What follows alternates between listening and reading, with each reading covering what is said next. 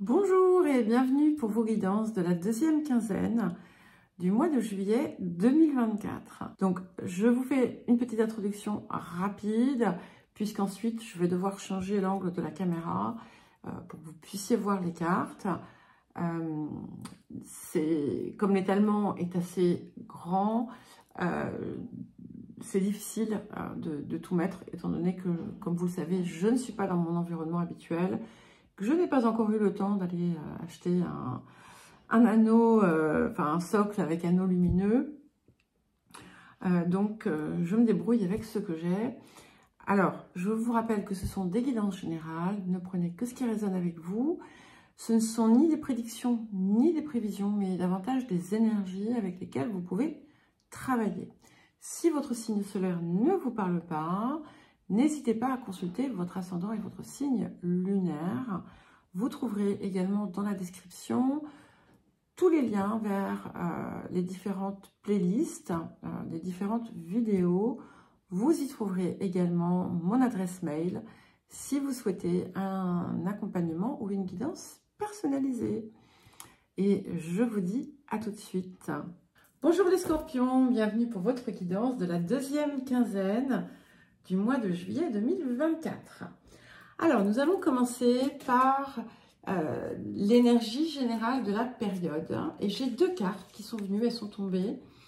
Nous avons la carte de l'élément R, la carte 39, et la carte 21, la carte du Sagittaire. Alors, ce qui est intéressant, c'est que dans les deux cas, on arrive au chiffre 3, qui me parle de communication, de créativité, d'ouverture sur l'extérieur. Et c'est bien confirmé ici, donc déjà avec l'élément R, votre verbe, votre expression est importante parce que il y a ici un pouvoir de matérialisation qui est à l'ordre du jour. Et c'est important aussi de clarifier toutes vos intentions, de clarifier ce vers quoi vous voulez tendre et de purifier aussi votre mode de communication. Ce qui est intéressant aussi, c'est que avec la carte donc, du Sagittaire qui vient vous ouvrir, qui vient vraiment apporter beaucoup d'expansion dans votre vie, c'est une période voilà, où vous allez à la fois de l'expansion physique, mais aussi quelque chose qui peut se faire d'ordre spirituel, où vous allez vous sentir peut-être tiré vers le haut. Il y a la possibilité de s'éduquer, de s'instruire aussi dans des questions philosophiques, spirituelles, de s'ouvrir vers le haut, de tendre vers votre part supérieure. Et d'une façon générale, on est vraiment dans une période qui peut s'avérer être marquée par la chance, en résonance avec ce que vous exprimez, avec ce que vous renvoyez. Il peut y avoir des voyages à l'ordre du jour également. Et il est important de vous libérer de tout ce qui vient exercer une forme de restriction sur vous. Alors, axe de guérison, de transformation, de travail. C'est intéressant, nous avons deux cartes très positives, une carte de guérison et une carte de chance. Donc, qui toutes les deux d'ailleurs vous élèvent, hein, vous pouvez le constater, puisque la carte de confiance ici, où vous avez quelqu'un qui saute d'un avion avec un parachute, mais qui est au-dessus de la terre, et avec la carte de l'aventure, vous avez ces deux personnages qui sont dans un... Je sais pas trop ce que c'est. Ah oui, ils sont sur un éléphant. Bon, voilà. Et on a une ouverture vers l'inconnu, hein, qui de toute façon qui est confirmée par la carte du Sagittaire. Et il y a cet appel à cultiver la confiance en vous, à oser sortir aussi de votre zone de confort habituelle, des sentiers battus, de croire en ce que vous êtes capable aussi de réaliser. Et si vous avez attendu jusqu'à présent pour vous lancer dans quelque chose, eh bien, c'est le moment de le faire sans crainte. Parce que vous saurez mettre peut-être les garde-fous et il va falloir le faire.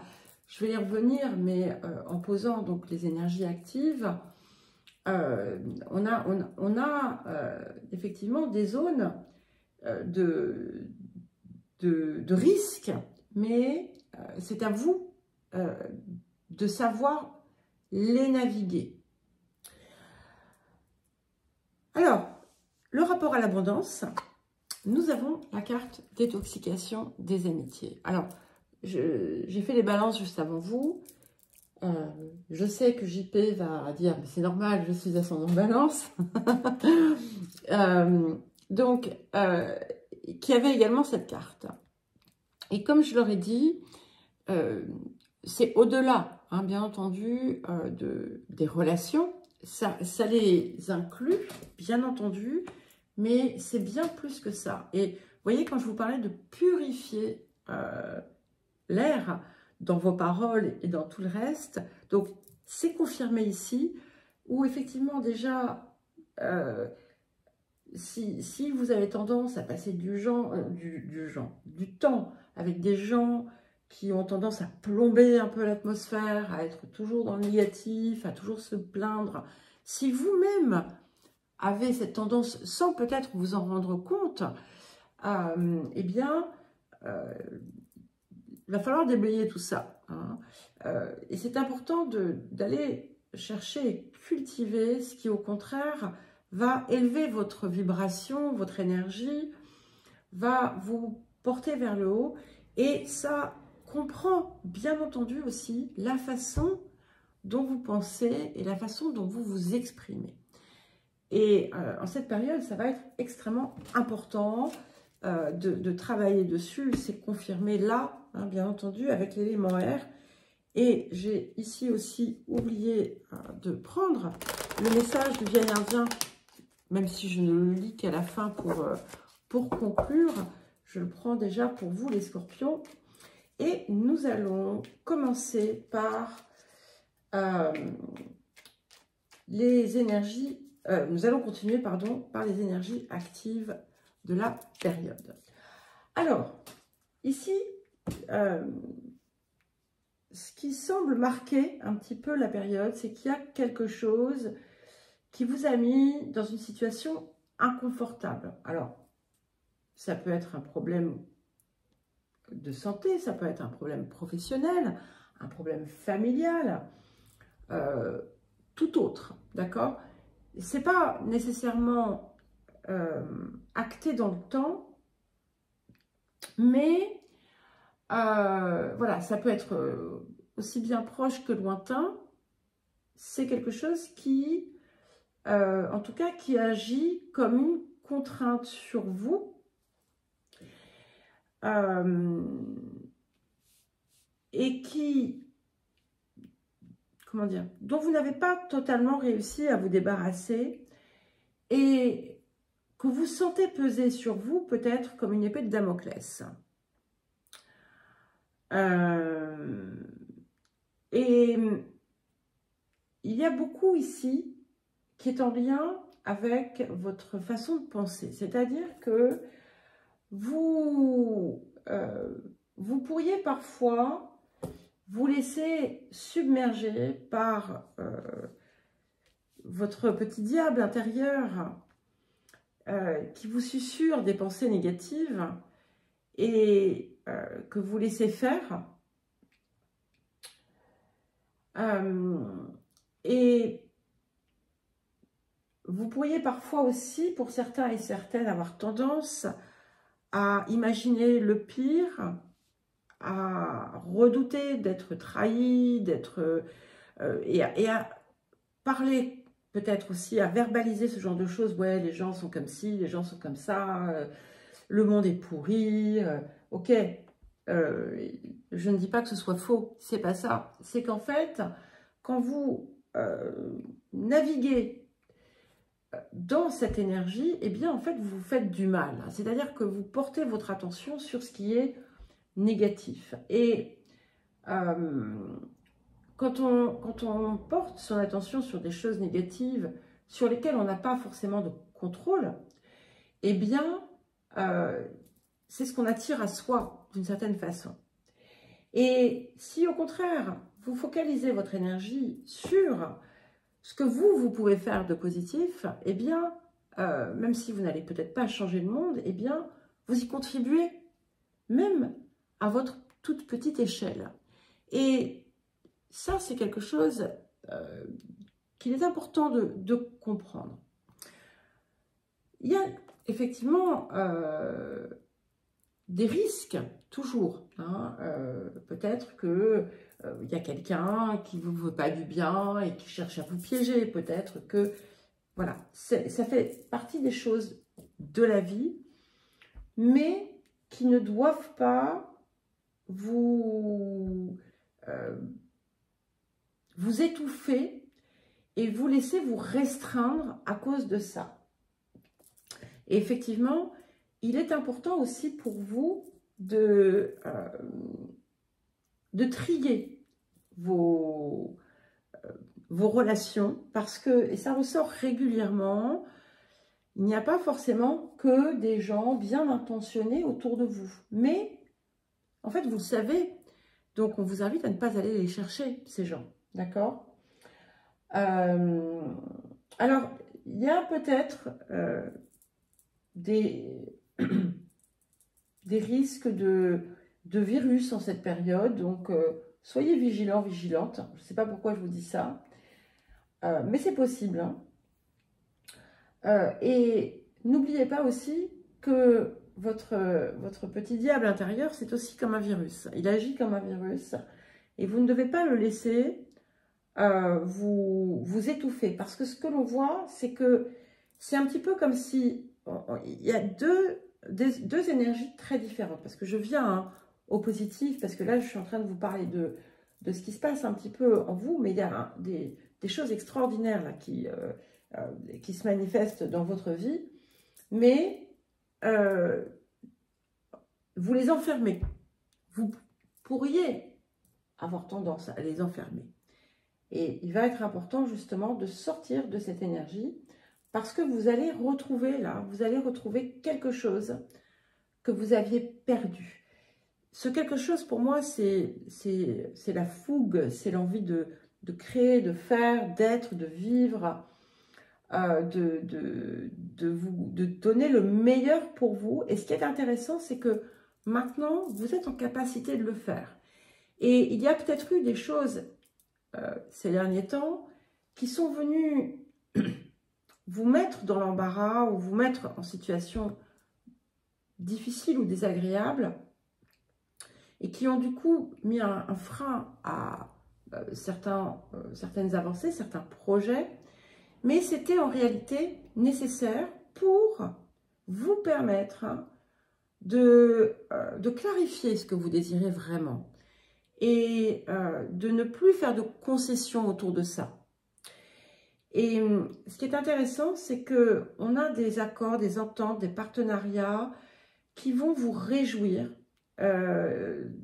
Et vous allez aussi savoir démêler le bon grain de livret, hein, en voyant qui, effectivement, vous élève, qui, au contraire, vous rabaisse. On a des grands moments de satisfaction. Il y a quelque chose qui va venir vous faire comme un waouh. Vous allez sentir un waouh et vous rentrez dans une période qui va être extrêmement prolifique pour vous, avec de l'abondance, de la réussite. Peut-être que vous allez avoir, si vous êtes à votre compte, des contrats juteux, une promotion, Il y a beaucoup de bien-être, beaucoup d'abondance, je le répète. Et il est important pour vous aussi d'aller chercher